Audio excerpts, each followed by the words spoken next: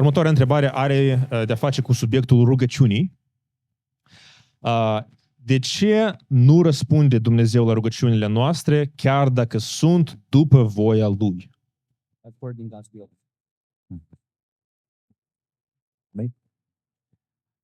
Thank you. Another great question, Încă o întrebare minunată, because of course it is the experience of all of us when we pray that we don't get the answers that we want quite often. desigur, este experiența tuturor ca creștini, că de multe ori nu primim răspunsurile pe care le vrem. De multe ori.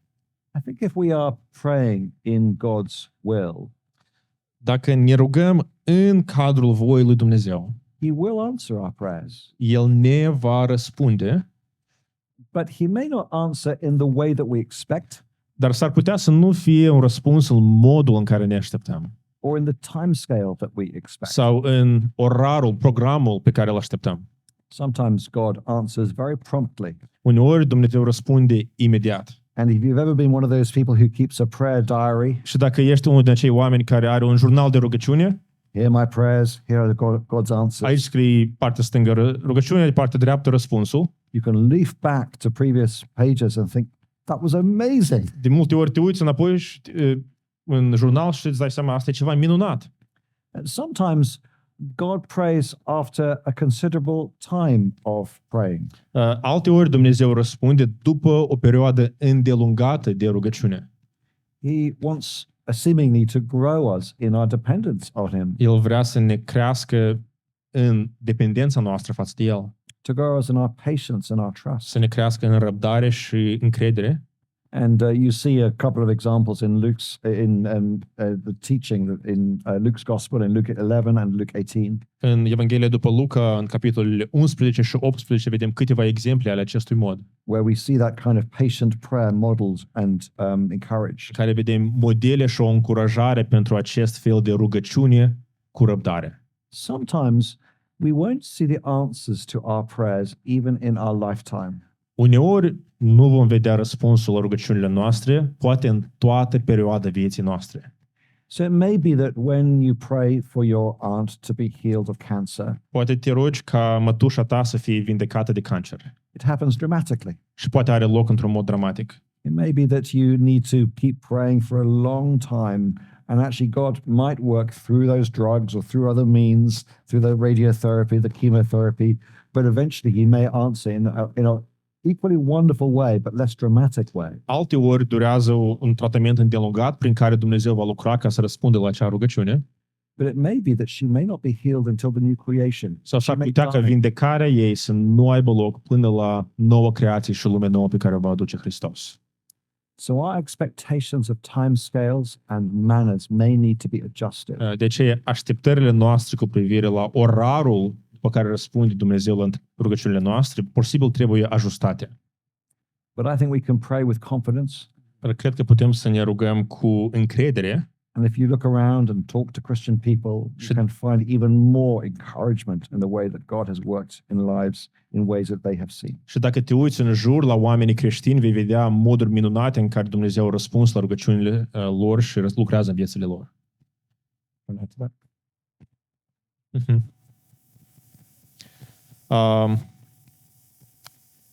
Da, Маленькое просто еще, маленький такой момент. o mică completare. Я думаю, что, опять же, поймите правильно, я сейчас не говорю с позиции, я это уже прошел, я это созрел, я понял, а вы еще не понимаете, давайте я вас научу. Nu vreau să fie dintr-o poziție că eu deja lecția asta o știu și haideți să vă învăț și pe voi că voi nu știți. Nu asta vreau să spun. Но я думаю, что это болезненный урок, которому мы все учимся постоянно. Dar este o lecție dureroasă pe care noi o învățăm de fapt din nou și din nou. Я думаю, что наша проблема зачастую в том, что мы не все, мы порой забываем, что такое молитва. Noi de multe ori uităm ce este rugăciunea. И мы зачастую смотрим на молитву как способ получить то, что мы просим в молитве. Vedem în rugăciune, asta e modul prin care eu obțin ceea ce vreau în rugăciune. И если я не получил, я расстроен. Dacă nu am primit, sunt dezamăgit. И я вас понимаю, я тоже расстраиваюсь. Eu vă înțeleg și eu sunt dezamăgit de multe ori. Но если ты смотришь на Библию, как об этом в Писании сказано, Dar dacă vedem cum vorbește despre asta Scriptura, что это возможность приблизиться к Господу, быть в общении с Ним, познавать Его и наслаждаться им, că este un mod de a te apropia de Domnul, de a-L cunoaște și de a te bucura de Domnul mai mult. и это время, когда Он преображает тебя в свой образ. Și este timpul în care El te formează, te aseamănă tot mai mult chipului Său, То тогда меняется твое отношение к молитве. atunci atitudinea ta față de rugăciune se schimbă. И тогда для тебя самая главная причина для молитвы это возможность быть в общении с этим чудесным Богом. Și atunci motivul tău principal pentru rugăciune este faptul că poți fi în părtășie cu acest Dumnezeu minunat, Который возможен только благодаря нашему ходатаю Иисусу Христу. care este posibil doar datorită mijlocirii lui Iisus Hristos. И тебе уже этого достаточно для того, чтобы молиться и не расстраиваться, и продолжать молиться о том, что ты пока не увидишь. Și acest lucru deja este suficient ca să te continui să te rogi și să te bucuri în Domnul. Mulțumesc. O întrebare despre evangelizare.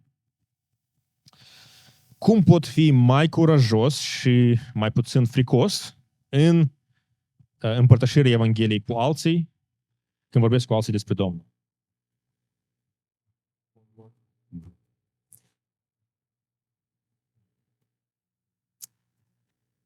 The first thing I'd say is please don't be a guilt-driven evangelist. Primul lucru care vreau să-l spun este să nu fii un evanghelist condus de vină. All of us can do things to promote the reputation of Jesus. Noi cu toții putem face lucruri și activități ca să promovăm mărturie despre Isus, reputația lui Isus. But not everybody does it the same way. Dar nu fiecare o va face în același mod. I don't have to do it like that person, Eu nu- like that person. Mărturia mea nu trebuie să arate exact ca cutare sau cutare. I can do it like me, Eu pot să fac așa cum m-a chemat pe mine Domnul, with the gifts that God has given me and the relationships that He's given me. cu talentele și relațiile pe care mi le-a dat Domnul. That said, Acestea fiind spuse, most of us could be a little bit bolder. mulți dintre noi ar trebui să fim puțin mai curajoși. And I suspect the reasons that we are not. Și cred că poate motivul pentru care nu suntem așa de curajoși cum am vrea, Are two main reasons. poate două motive principale. One, Primul, we don't appreciate the seriousness of the situation of people around us and the consequences of their actions. primul este faptul că noi nu apreciem suficient seriozitatea păcatului și consecințelor lui în viețile oamenilor din jur. We're talking about heaven and hell. Vorbim despre cer și iad. It's hard to shirk your responsibilities when you realize the consequences. Este greu să-ți eviți responsabilitatea față de cineva când îți dai seama de consecințele păcatului. The other thing, the second thing, Al doilea lucru, is that we don't realize the wonder of what we've got.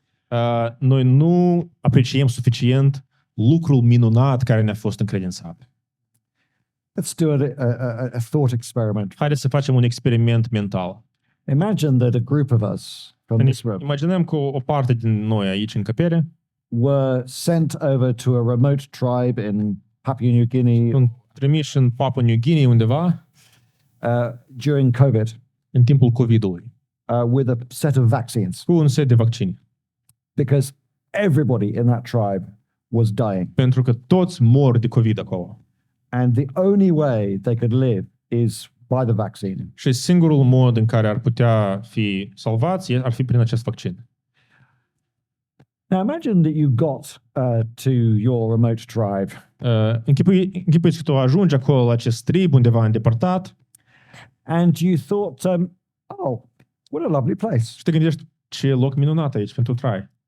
Some nice trees there. Niște copaci frumoși. I think I might do a study of the local trees. Poate eu aș vrea să studiez copacii care sunt aici. Maybe do some tourism. Poate niște turism să mai călătoresc prin zonă. And I don't want to work too long in the day. Și nu vreau să lucrez prea mult în fiecare zi. I want a good work-life balance. Vreau o viață echilibrată între viață și lucru. What would you say to such a person? Ce ai spune unui astfel de om? You'd say, do you realize what you have? Ai spune, tu îți dai seama ce soluție ai în mâinile tale. You have the means by which these people can live. Tu ai mijlocul prin care acești oameni pot trăi. What are you doing? Ce Looking at faci? trees. Te uiți la copacii din jur? So I think it's one of those things. It's usually the consequences of where people are going or the lack of appreciation of what we have that will cause people to perhaps turn in on themselves. Cred că aceste două motive, consecințele păcatului, să le înțelegem mai mult și să apreciem frumusețea Evangheliei mai mult, care ar trebui să ne trezească puțin. Is that helpful?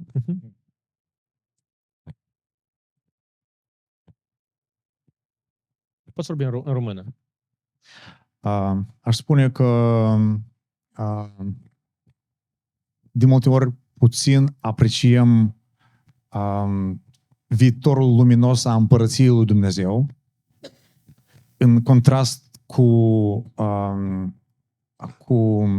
pedeapsa pe care o așteaptă majoritatea celorlalți.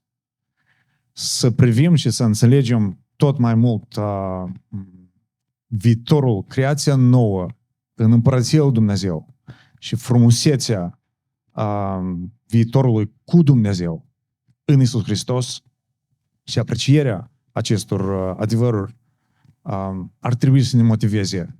Ceea ce mă ajută pe mine să văd cât de frumoasă este voia lui Dumnezeu și în viitor, dar și acum mă ajută să trăiesc altfel. Eu cred că de multe ori nu vestez destul când nu văd bine diferența. Nici pentru azi și slab o înțeleg în ce implică și viitorul. Asta ar fi o motivare pentru mine. Mulțumim. O întrebare despre suferință. Yes. Just to say, when we don't speak the gospel to people around us, Atunci când nu vorbim despre Evanghelie cu oamenii din jur, often the reason is fear. de multe ori motivul este frica. What will these people think of me? Ce o să se gândească oamenii aceștia despre mine dacă eu încep să vorbesc la tema asta? They'll think I'm stupid, Să creadă că eu sunt prost, think I'm crazy, eu sunt nebun, think I'm weird. straniu. And I want to say those things feel very real and hurtful. Vreau să vă spun că acele lucruri sunt lucruri care sunt reale și care chiar te ating. We have feelings. We're human. Avem sentimente, suntem oameni. It's not nice when people don't like us. Nu este frumos când cineva nu se poartă frumos față de tine. But those people who say those things about us, Dar acei oameni care ar spune poate acele lucruri despre noi, they can't do anything to us. ei nu ne pot face de fapt nimic. They can mock us. Pot să ne bagiocorească, They can persecute us. pot să ne prigonească, They can sideline us, push us away, pot să ne marginalizeze cumva, tell stories about us to others, povestească ceva istorii despre noi la alții, ruin our reputation. să ne strice poate reputația, They can kill us pot să ne omoare in some în circumstances. unele împrejurări. But what's that? Ce înseamnă asta să mori?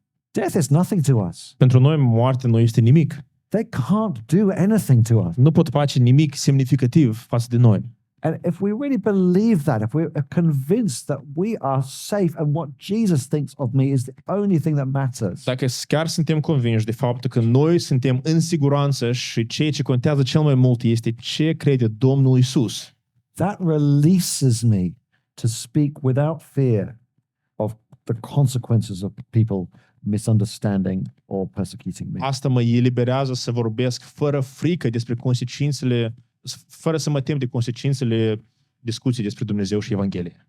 So I hope you don't mind me adding that. I just thought that might be useful for whoever answered that. Sper că a fost de folos cuiva această completare.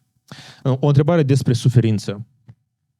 Dacă Dumnezeu este creatorul trecutului, prezentului și viitorului, cum exact explicăm apariția răului și a diavolului? Good luck. That's such an easy question. Foarte ușoară întrebare, acum și o rezolvăm. Then I'm going to give it to my brother Mihai. Dar e așa de ușoară că Mihai poate să răspunde la asta. We are gentlemen here in Moldova. Yes. Noi suntem gentlemen în Moldova, de fapt, așa că e englezii înainte. Thank you. Mulțumesc.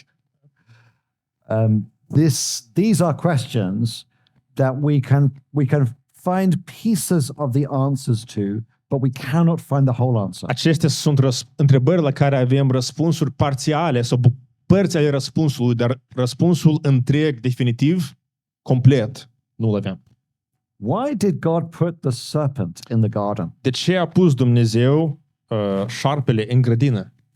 If you could tell me the answer to that question, Dacă ați putea să-mi dați răspunsul la această întrebare, I would buy you dinner tonight in the most expensive restaurant. eu in vă Chișinău. cumpăr cina astăzi în cel mai scump restaurant din Chișinău. We don't know the answer. Nu avem răspunsul final. All we know is that God is all wise. Tot ce știm este că Dumnezeu este atot înțelept, He's all good, atot este bun în sensul desăvârșit and He knows best. și știe cel mai bine. In those chapters that I mentioned earlier on, in Romans 9-11, În acele capitole cu care am început ziua, Romani de la 9 la 11, Paul deals with the question of somebody who thinks God's intervention into some lives is unfair. Pavel răspunde la obiecția cuiva care îi spune că este nedrept ca Dumnezeu să intervină în unele în viețile unor oameni. And his answer is very simple. Don't answer back to God. Răspunsul lui Pavel este foarte simplu acelui om, spune, cine ești tu ca să răspunzi lui Dumnezeu? Can the clay speak to the potter Poate oare lutul vorbi cu olarul and accuse the potter of injustice? și să acuze olarul de vreo nedreptate? We don't know. We're human. Noi nu știm. Suntem I oameni. wish I knew the answer to some of Aș fi vrut să vă dau un răspuns complet și desăvârșit. but I'm happy that one day I will. Dar fericirea mea este în faptul că într-o zi îl vom cunoaște acel răspuns. Vrei să completezi ceva? Cum să ne dăm seama dacă suferința este cauzată de păcat sau nu? Contextul este faptul că în Psalmul 88 se pare că psalmistul este pedepsit pentru un păcat.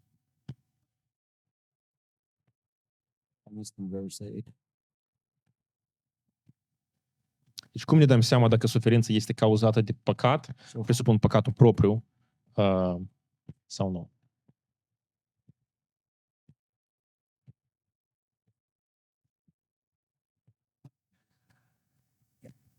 Thank you. Yes, sometimes it is very obvious to see the link between suffering and sin. Uneori este foarte ușor să vezi legătura între păcat și suferință în viața ta. My friend Susan was driving along a street, and somebody came the other way, driving at ridiculous speed, and smashed into her car. O cunoscută Susan mergea pe stradă și cineva mergea la o viteză extraordinară pe viață și a lovit mașina ei. She lived, Ea a supraviețuit, but she had 30 bones broken dar avea 30 de frânturi de oase and therapy that lasted 7 years. și terapie care i-a luat 7 ani. It ruined her life. Ea pur și simplu distrus viața, All because one person tot pentru că o anumită persoană decided to drink alcohol a decis să consume alcool and drive. și să meargă la volan. You see, the link between sin and suffering is sometimes very strong, and sometimes it's easy to see the link between my own sin and suffering. Deci, vedeți, în așa situație, o legătură foarte clară și strânsă între păcatul cuiva și suferința, consecințele, și uneori e clar chiar și cu păcatele mele proprii, să trag linie între păcatul meu și suferință.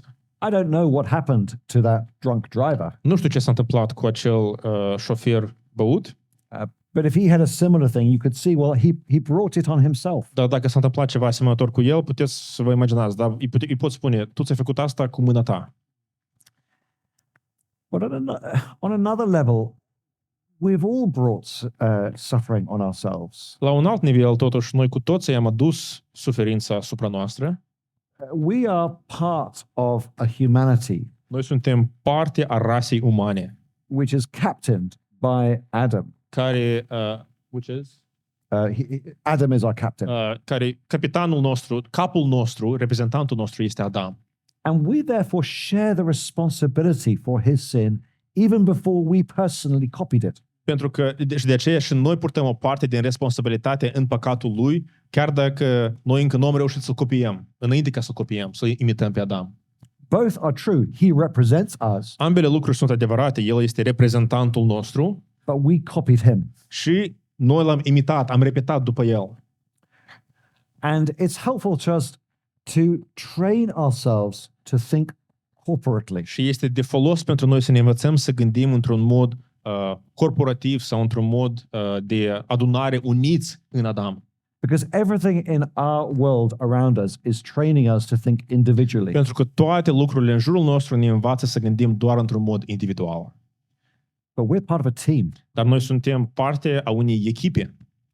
If you go to the Olympics and you're one of the runners in the 4x100 relay, Dacă mergi la Jocurile Olimpice și ești unul din alergătorii la cursa 4x100 de metri and the first of the four has a misstart, și primul din cei 4 s-a împiedicat când a început să alerge, the whole team is disqualified. toată echipa este descalificată imediat. We're part of this. Iată ce fel de unitate avem noi, toți ca rasă umană în Adam. So, sin for which I am in some way responsible is part of all the suffering that's around me. Deci păcatul pentru care eu cumva sunt responsabil este parte din tot ce se întâmplă în jurul meu. I don't know if that does that answer the question? I think partially yes. Хороший вопрос. O întrebare foarte bună. Я люблю вопросы. Îmi plac întrebările. Знаете, что интересно? Un lucru interesant. Мы часто занимаемся вопросами, De multe ori ne ocupăm de întrebări которыми не стоит заниматься. cu care nu merită să ne ocupăm. Опять же, поймите правильно, что я сейчас говорю. Vreau să înțelegeți corect ce vreau să spun. Не проблема задавать вопросы, сложные вопросы, это хорошо. Este bine, nu este problemă să punem întrebări dificile. Но проблема, когда мы больше сосредотачиваемся на том, что в Библии не говорится прямо, ясно, и упускаем из виду то, что четко, ясно написано. Dar este o problemă dacă noi suntem, atenția noastră este captată de lucruri care nu sunt clare și directe în Scriptură. Не всегда, действительно, не всегда ты можешь понять, по какой причине произошли страдания. Cu adevărat, nu întotdeauna poți înțelege de ce are loc suferința. Но если я вас попрошу сейчас, чтобы вы сказали мне, где в Библии написано о том, для чего приходят страдания, Dar что Господь хочет сделать в нашей Dar жизни, dacă eu în răspuns te întreb, arată-mi în Scriptură, ce spune Biblia, de ce vin suferințele în viața ta, pentru ce, cu ce scop? как мы должны реагировать, как мы должны действовать, что мы должны думать, о чем молиться, Cum să răspundem, cum să gândim, cum să ne rugăm în suferință? вы сможете мне показать эти отрывки Писания? Veți fi în stare să găsiți acele răspunsuri în Biblie sau nu? Я уверен, вы покажете десятки ссылок, как ты должен реагировать, как принимать, что делать, о чем молиться, как искать Господа и прочее, прочее. Îmi veți da 10 de pasaje care ne învață cum să cauți pe Domnul suferință, cum să răspunzi, cum să te rogi și să gândești în suferință. И я убежден, что если мы будем делать то, что четко, ясно, понятно написано в Писании, все остальные вопросы тоже либо решатся, либо отпадут. Și eu sunt convins, dacă o să facem lucruri care sunt clare în Scriptură, celelalte întrebări fie vor fi rezolvate, fie pur și simplu vor trece pe planul 2. Страдания, которые пришли, они не для того, чтобы ты сейчас сидел и гадал, по этой причине или не по этой. Suferința care a venit în viața ta nu a venit ca tu să stai și să ghicești oare din cauza la care păcat a venit această suferință în viața mea.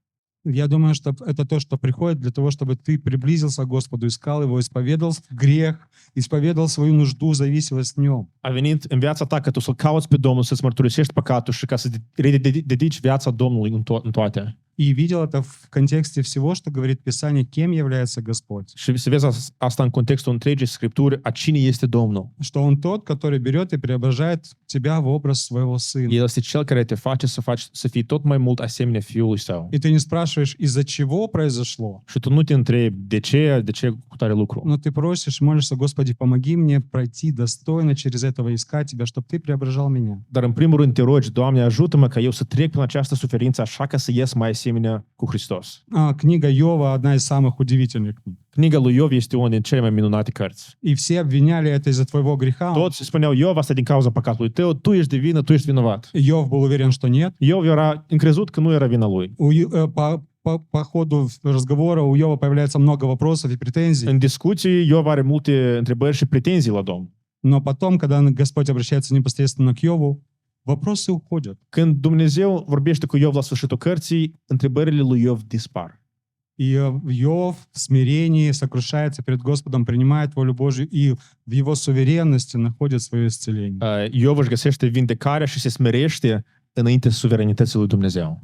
Поэтому исцеление в страданиях и поведение в страданиях главное не то, чтобы найти ответы на все вопросы, Lucru important în suferință nu este să găsești răspunsul la întrebarea de ce din cauza la ce a venit, но чтобы мы сделали то, что Господь ждет нас, чтобы мы искали Его и учились доверять Его суверенности, Его проведению. dar să facem la ce ne cheamă Dumnezeu, să ne credem în suveranitatea și providența Lui. Mulțumesc. Da, eu. Bine, o întrebare mai practică. Despre căsătorie. Decizie ușoară în viață, da? Prima parte a întrebării. Cum să înțeleg dacă este voia lui Dumnezeu pentru noi să ne căsătorim sau nu? Și a doua parte este dragoste biblică pentru o persoană cu care vreau să fiu în căsătorie. Este un sentiment sau este o alegere rațională? Sau este altceva?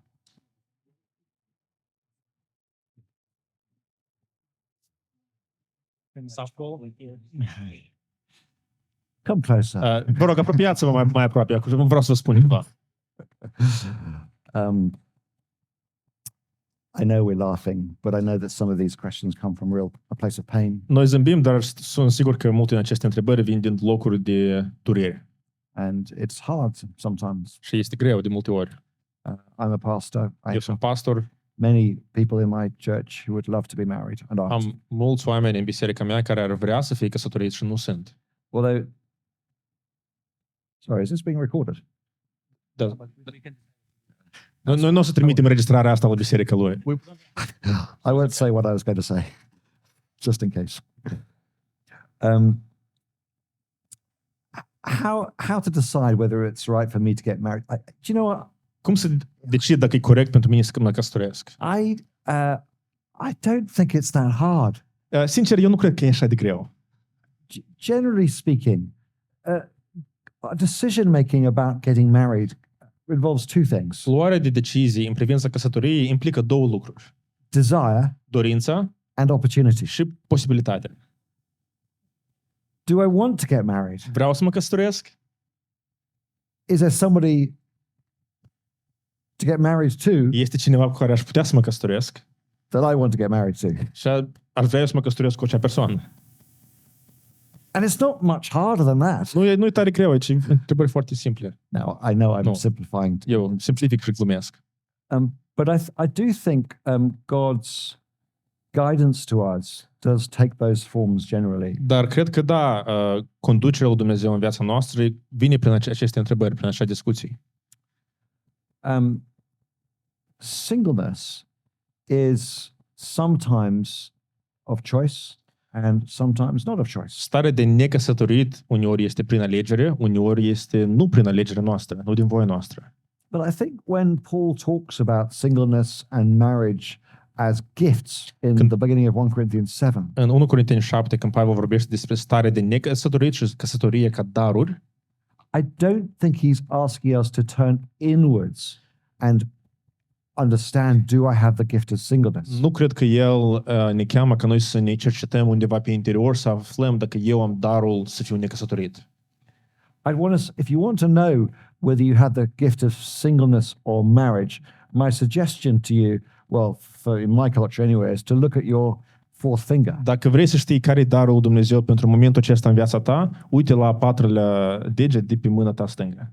In other words, whether I am married Fie că sunt căsătorit, will tell me whether I have the gift of marriage. dacă sunt căsătorit, asta îmi spune dacă Dumnezeu mi-a dat acest dar. And the gift of singleness Și darul să fii necăsătorit may be permanent, poate fi permanent, it may be temporary, poate fi temporar, it may be chosen, poate fi ales, it may be unchosen. poate neales. But again, if you read that chapter, it's an extraordinary chapter. Dar dacă citești acel capitol, 1 Corinteni 7, un capitol extraordinar, You find that again and again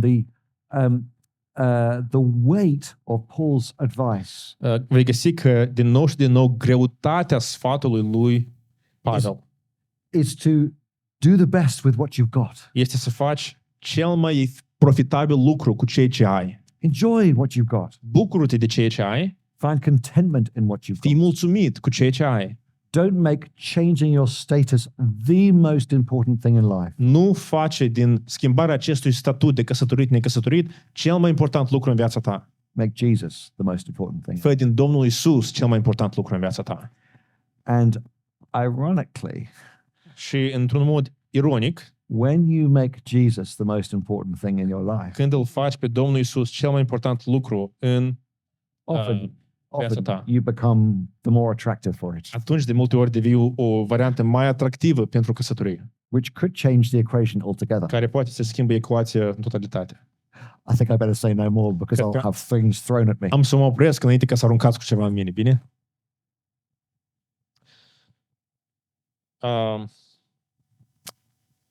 Ați menționat ieri, ieri am avut o întâlnire cu slujitorii și Orlando, ați menționat ieri că aveți mulți studenți în orașul unde locuiți. Cum arată programul de ucenicie al bisericii voastre cu studenții?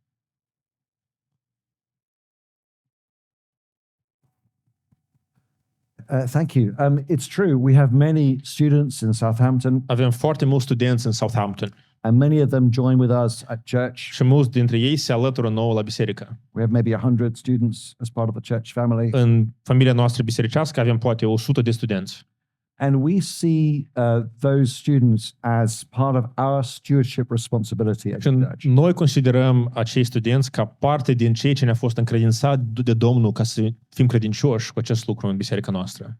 So we pour time and energy into them. De ce noi vărsăm în ei foarte mult timp și energie. Every student has the opportunity to meet with an older Christian every week to learn the Bible, prayer, discipleship. Fiecărui Christians. student care vine la biserica noastră, noi oferim posibilitatea să se întâlnească săptămânal cu un creștin mai matur pentru ucenicizare și studiu biblic. They all come together on a Sunday evening after church. Duminică seara, după închinare, They have food, se adună împreună, au mâncare and then they have a Bible study. și apoi au un studiu biblic pentru studenți. There's a network of, I think it's 9 different Bible study groups Și avem o rețea doar pentru studenți în care sunt 9 grupe de studiu pentru studenți în oraș. meet around a room just like this one. Într-o încăpere poate ca asta se întâlnesc studenții. And we have a 3-year rolling syllabus for those Bible studies. Și avem o curiculă de 3 ani, care fiecare 3 ani se începe de la zero pentru acești studenți. They read Mark's Gospel one year, Un an îi citesc Evanghelia după Marcu, the rest of the Romans one year, Romani în anul 2 and the next year I think it's Exodus and Hebrews, și apoi anul 3 îmi pare că e Exod și Cartea Evrei. and then they start again. Și apoi, dacă mai sunt alături, ei reîncepem programul de la zero. We take them away once a year Odată pe an avem o călătorie undeva la odihnă with the 20s, people in the age 20s. cu tinerii de vârstă 20 și ceva în biserica noastră And we teach them doctrine. și învățăm doctrină.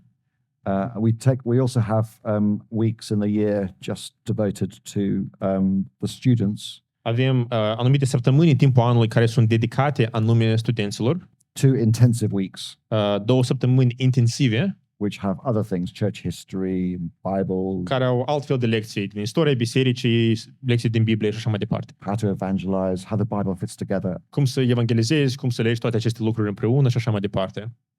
We want families in the church to adopt the students Noi încurajăm familiile din biserică să înfieze, în ghilimele, studenții, so they feel part of the church community. ca acești studenți să se simtă ca parte a comunității bisericii noastre. We encourage them to serve in one of the teams in church, Noi avem anumite echipe de slujire și încurajăm ca studenții să se alăture acestor echipe.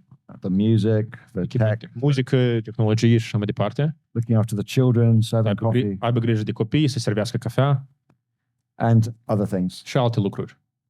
Is this the question? That's wonderful. Yeah. I could keep going because Pot să vă it's a mai lot. povestesc pentru că am multe de spus aici, dar asta e un rezumat al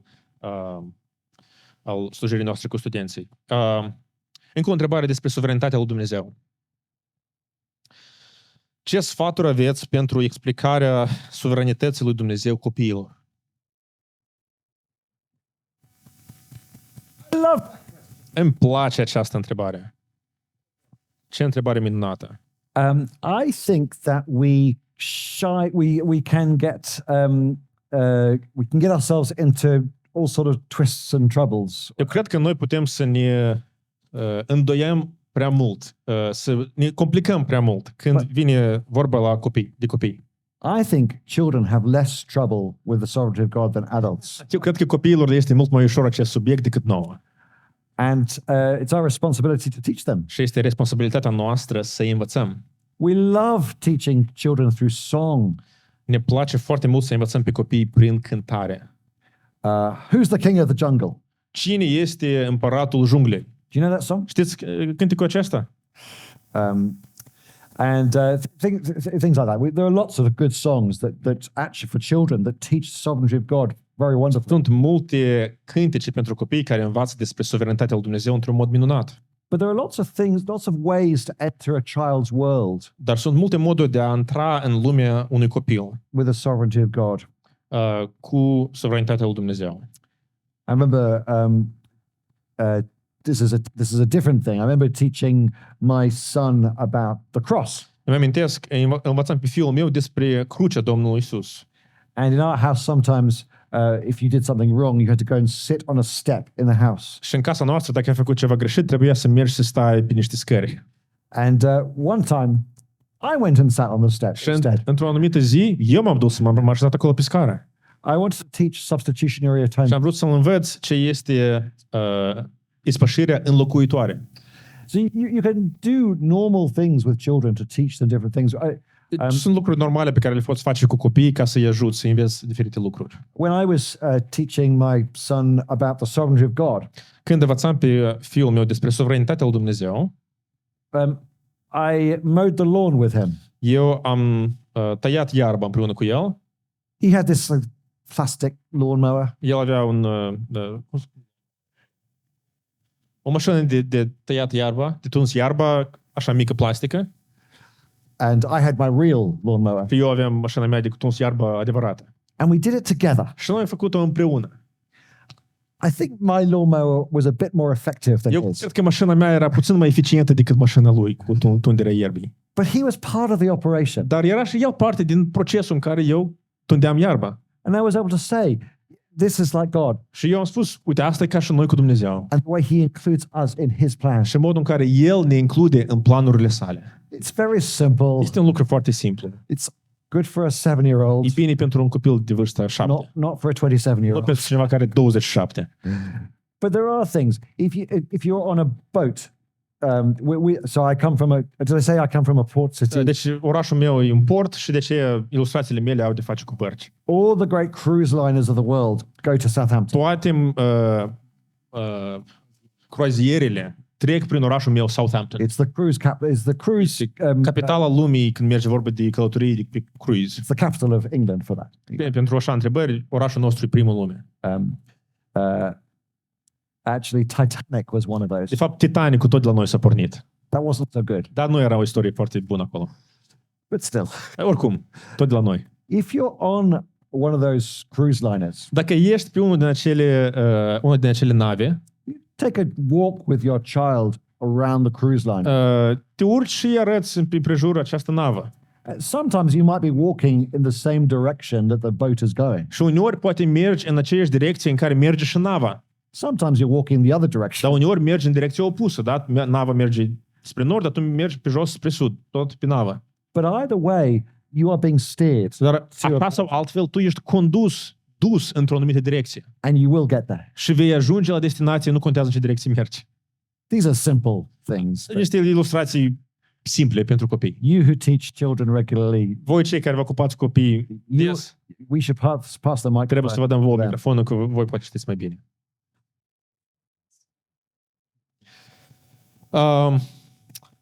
Cum pot ajuta, pe lângă rugăciune, pe un om drag care a umblat cu Dumnezeu, dar acum rătăcește, deși el crede că Dumnezeu există?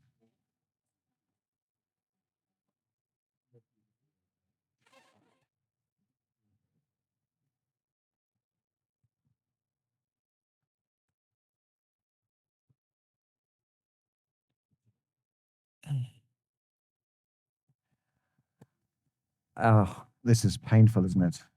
o situație dureroasă, nu-i așa? In no particular order, Nu este într-o ordine anumită, vreau să vă dau o listă. my suggestions would be Sugestiile mele ar fi următoarele. 1, 1. stay with him, Rămâneți alături de acea persoană. keep relationship with him, Continuați relația cu acea persoană. allow him access to your life Permiteți-i să aibă acces la viața ta, or your family's life, viața familiei tale, so that he is seeing discipleship. astfel încât el să vadă ucenicia.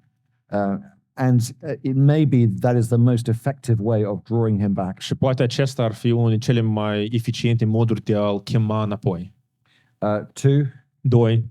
keep finding ways of inserting biblical truth into his life. Continuă să găsești posibilități să adaugi, să inserezi un adevăr biblic în discuție în relația ta cu el.